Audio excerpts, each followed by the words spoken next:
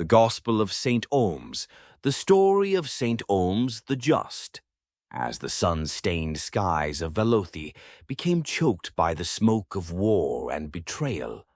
House Redorin girded for war against the impious Dwemer and treacherous unlamented house. Yet within the impenetrable walls of ancient Molagria, temple forge of Boethia, there was but prayers and whisperings. In the east, Dorach Gusal fashioned weapons of war beside the forge at Aniudnabia. In the west, Anakil Molagdra molded mighty arms for the coming masses of House Induril and Redorin. Yet, as he forged anew weapons of old, the ancient swordmaster called out to his apprentice, "Learn, my son, the ways of Boethia. A true warrior must abandon this world and center himself only upon the words of the Father and Mother in one." The apprentice Olms softly replied, "How can I abandon this world which shall soon fall from the precipice? My brothers have ridden to Andesreth, yet I should not follow." Molagdra grimaced and struck the young man to the ground. "A faithful warrior must abandon this world, Olms. Do you not wish to champion our Lord? Did not your father send you to me that you might become the greatest of men, even mightier than the Hortator himself?"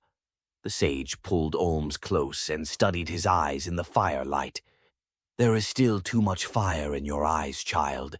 Drain your heart of warmth. Chill your thoughts. Soon the Lord of Illumination will seek out a champion. You must ready yourself, son of Redorin. The tournament of Asirasu convenes within 3 days. Would you throw away a lifetime of work to save a dying land? Leave your love of Velothi behind you, Olms.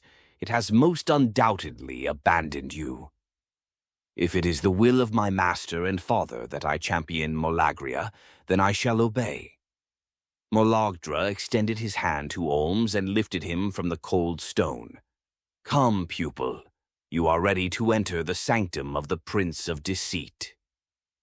The passages of Molagria were narrow and deformed.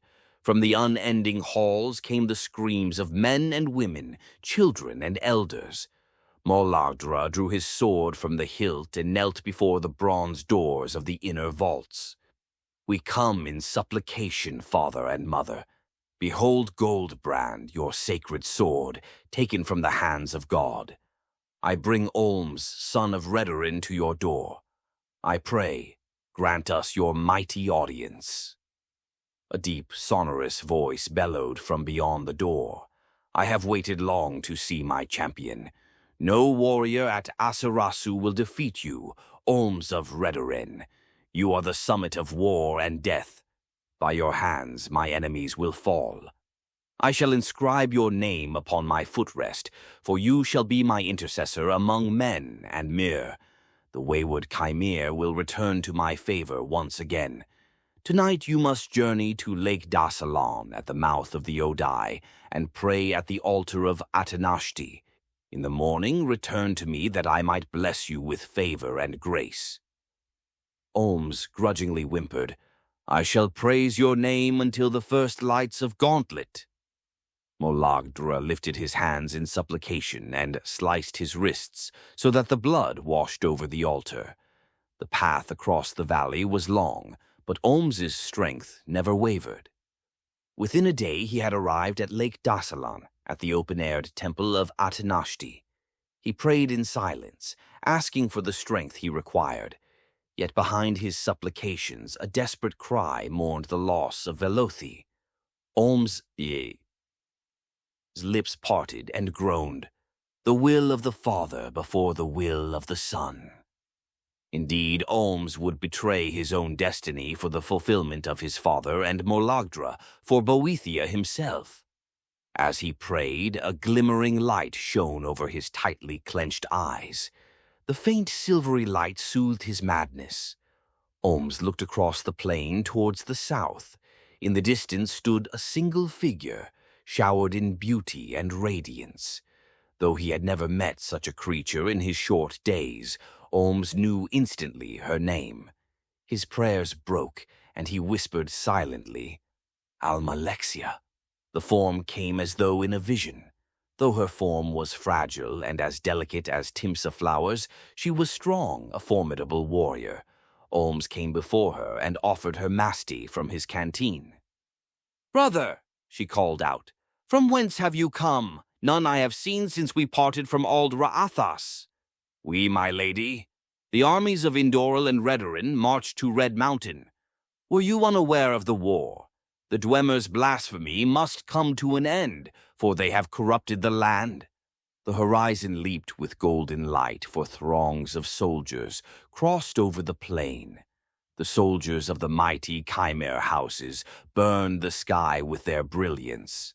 Among them Olms could make out the form of a keyman, the Hortator himself. As the sun rose in the east, the moons descended into the west. Olms could hear a rumbling akin to a thunderous storm. As the armies approached the lake, Olms cried out, "Kinsmen of Indoril, Boethia is with you this day. I am Olms of noble Redorin, come to guide you through these lands." He knelt before the Hortator and his retainers. The Hortator came forth from the throngs and knelt before Olms. "I accept your aid, brother."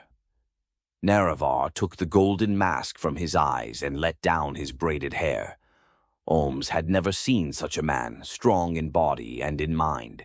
His face glistened like diamonds, as though touched by the gods themselves. Olms rose up as Almalexia rose, equal-like. Olms smiled and said, "I am your servant, Almalexia of the Indoril. Where you go, I shall follow." The warrior poet Vivek came forward and studied Olms's eyes. "Your eyes are filled with such intense light. You are a servant of Anakil Molagdra, yes?" Olms nodded. Vivek nodded as well. "Then I must bear you ill news. Return to your master and tell him of the death of his son, Lord Lethas. He was felled but 3 days ago by assassins sent from Kogorun." Olms stood speechless, only grasping his sword tightly. The Lord Vivek peered at Olms. "Why have you come this far from Molagria? Can it be that you are the champion of Boethia, come to pray before your journey to Asirasu? I have seen these things before this day. Lady Almalexia is well protected if the Daedra have sent to us a second shield-bearer. Is that not well said, Alandro Sul?" A youth in brilliant chainmail armor nodded, lifting his spear before him. Olms grimaced at Vivek. "I was not sent to follow you, noble lady, though in my heart I would have died for you." The Lady Almalexia let down her hair and pulled from her locks a single fillet of gold and crimson. "Such devotion should not go unrewarded. Take this, Olms of Molagria, a gift." Olm's eyes widened as he took the delicate Dridrea gossamers from her hand. The lady smiled a troubled smile. "I worry for you, Olms of the Redorin. I see death in your eyes. Come with me towards life. Naught but death awaits your return to Molagria." The shrine of Atanashti trembled as though Boethia spoke her disapproval. Olms tightened his hands upon the hilt of his blade and knelt before the kind lady, a gleaming spire of adamantium and gold. "Forgive me, but I must return to the side of my master. There are many whose burdens I shoulder. I cannot abandon them." The Lady Almalexia lifted Olms from the ground. "But who shoulders your burden?"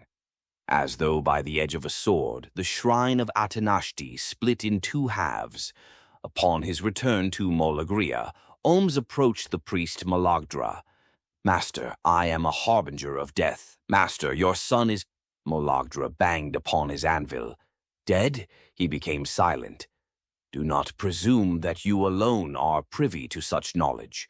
I have many in my service, as does the Lord Boethia. My eyes and ears tell me of your meeting with the Lady Almalexia of Indoril." "Yes, the armies of House Indoril and Redorin marched towards Andasreth, and from there Red Mountain. What is in your pocket, child?" Molagdra turned around, eyes fierce with loathing and hatred. He rent from Olms's robe the fillet given him by Almalexia. Gifts from your whore? He struck Olms across the face and clawed at his cheeks. How impure your thoughts have become. You belong to one, and his name is Boethia. You belong to him body and soul. Yet you fornicate in your thoughts with the Lady of Indoril. What champion of a god has been as cavalier as you? You were to pray endlessly and purge yourself of flesh-bound sin. Yet you return to me still scented with that woman's stink, bug musk and horn lily oil, indulgences of the flesh. Olms stepped away, beseeching his master. I have done nothing wrong. I prayed. I returned.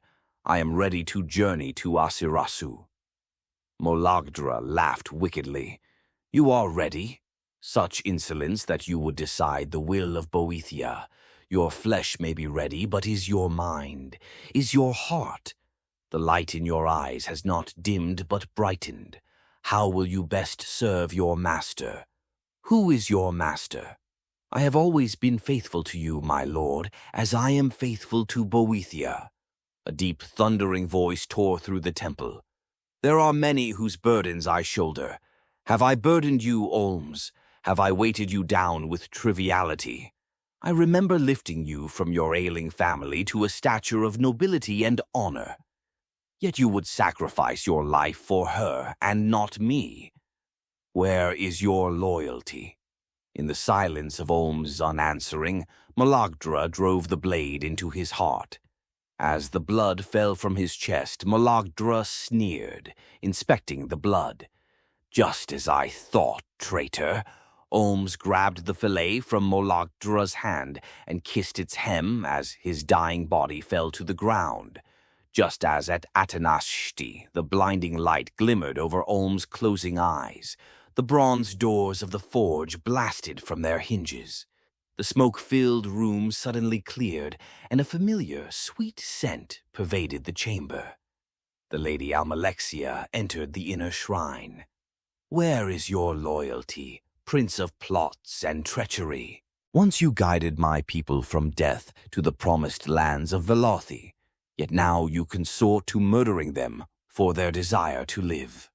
The great idol of Boethia awoke from stony slumber and looked down to Almalexia. You dare enter my sacred temple and accuse me? It was I that slew Trinimac. It was I that taught the Chimere. Divide ye like your enemies in houses, and lay your laws in set sequence from the center. Yet you would point your finger at me like some criminal. I am not Dumas or the Shamat. And in a triune voice he spoke, I am Boethia, God infinite. I have done nothing but nurture the Chimera, holding them dear to my breast.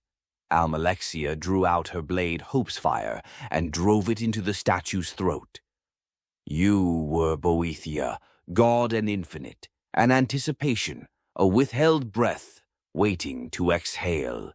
I release you. The great, weighty idol looked down toward Molagdra and Olms. The vengeful visage melted away as though Boethia himself had just then seen the gravity of his error.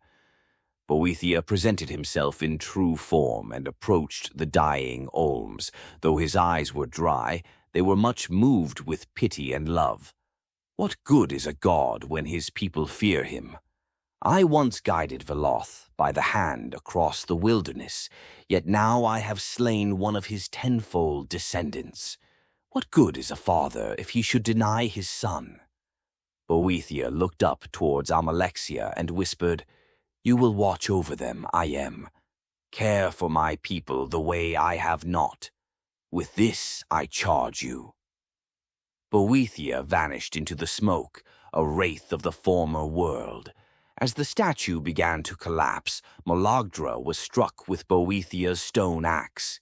The fire river rose up to swallow the shrine, to swallow the smith who now crawled towards its altar. Almalexia pulled from Olm's shoulder the blade Goldbrand and cast it into the fires. Come with me, Olms, son of Redoran. You are free. Olms opened his eyes and saw that his wound was healed. As he looked up into Almalexia's gaze, he understood that he was staring into the eyes of God. "I will follow you anywhere, Lady of Morning Hold. You have my life." After the Chimer victory at Red Mountain and the apotheosis of Almsivi, Olms aided in the conversion of many, including the warrior priests of Asirasu and Hasulsalusalkit. These would be the first ordinators, charged with the cleansing of the lands of Resdain, the destined lands of Veloth. Today, we revere St. Olms for his steadfast dedication to Almsivi and his willing sacrifice for people. Olms is a true example of Dunmer virtue and honor.